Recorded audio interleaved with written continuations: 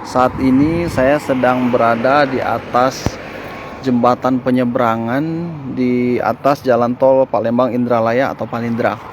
Baik Tribuner, saat ini saya sedang mendokumentasikan persimpangan jalan tol Indralaya Prabu Muli yang berada di zona 1 dari 6 zona. Ya Tribuners, bisa kita saksikan saat ini persimpangannya. Sebenarnya untuk jalur nanti dari Palembang ke Prabu Muli itu lewat jalan yang di latar belakang. Nah, tapi untuk persimpangan rencananya dari Prabu Muli keluar Indralaya lewat tikungan ini, jalan yang baru di aspal ini.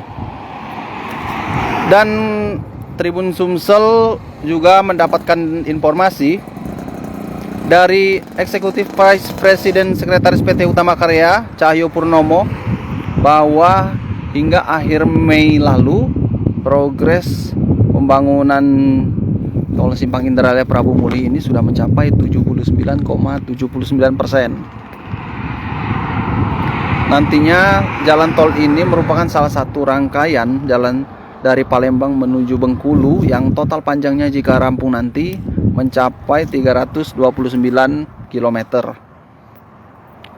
Sementara untuk ruas Indralaya Prabu Muli sendiri sepanjang 64,5 km. Nah, itu dari arah Palembang. Nah, ini kendaraan dari arah Palembang. Dan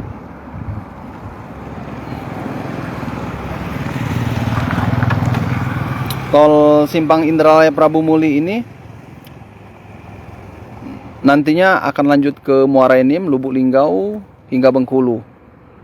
Dan ruas tol ini ada 6 zona. Zona 1 sepanjang 10,5 km, zona 2 12,8 km, zona 3 11,7 km, zona 4 12,5 km, zona 5 11,7 km, dan zona 6 sepanjang 9,7 km. Nah, itu nanti dari Palembang ke Prabu Muli. Nah, dari situ, bukan dari sini, tapi kalau ini mau ke Indralaya, ini existing Palindra. Tentunya ini ruas jalan nanti melewati perkantoran Tanjung Senai dan seterusnya. Jangan lupa subscribe, share, komen, dan like ya.